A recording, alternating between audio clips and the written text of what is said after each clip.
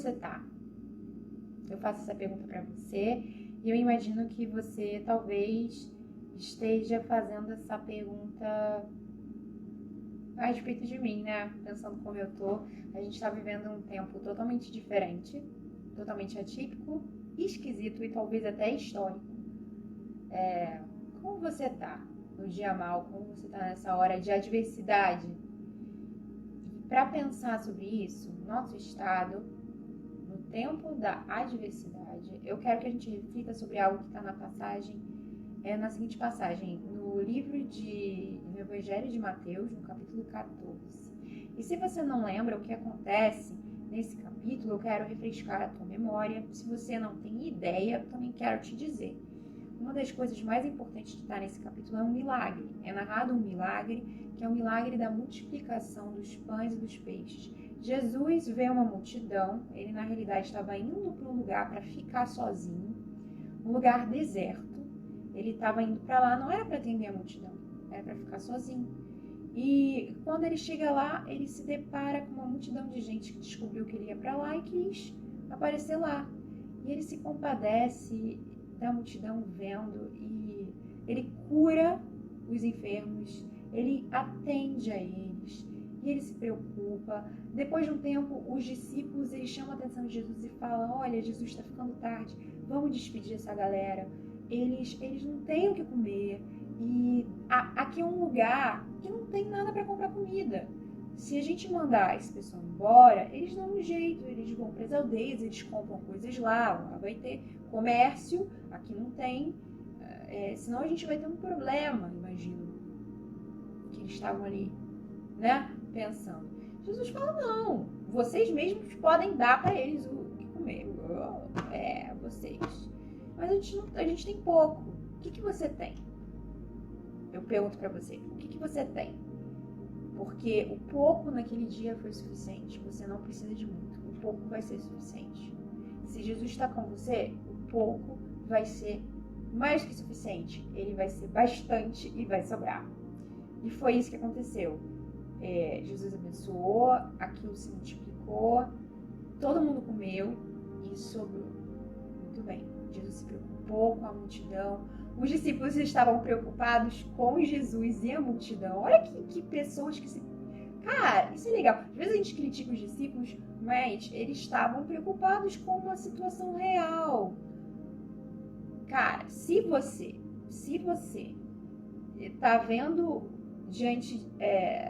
tá vendo que você não vai dar conta, que parece que os recursos são poucos, que você vai ter problemas porque não vai ter o suficiente, não tem problema você falar para Jesus: Jesus, vamos fazer alguma coisa porque o que eu tenho parece que não vai dar, o que a gente tem parece que não vai dar. Jesus falaram isso para ele porque estavam preocupados. Leve sua preocupação para Jesus. E Jesus deu a resposta. Isso vai ser o suficiente. O que vocês têm? Não despeçam a multidão. Será que você tem despedido pessoas, falado assim: não, eu não vou dar conta de atender, não, eu não vou dar conta.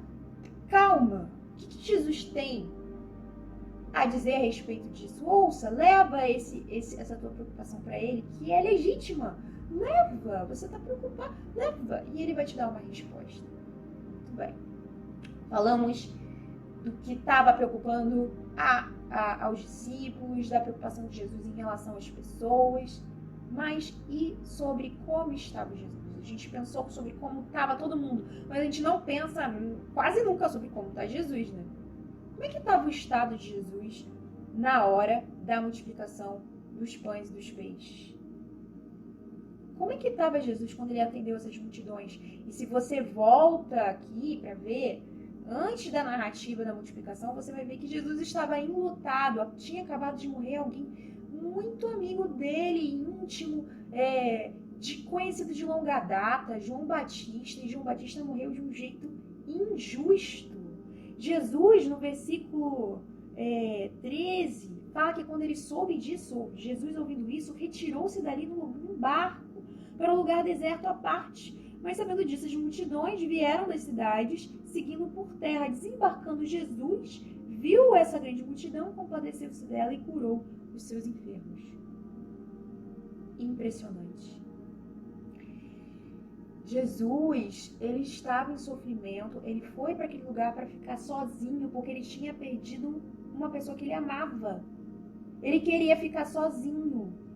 E a situação atropelou Jesus. Você tem sido atropelada quando você está no teu momento de sofrimento, porque o sofrimento dos outros não para porque você está no teu. Eu não estou falando que você não tem que ter o teu tempo de sofrimento, o teu luto. Isso deve existir.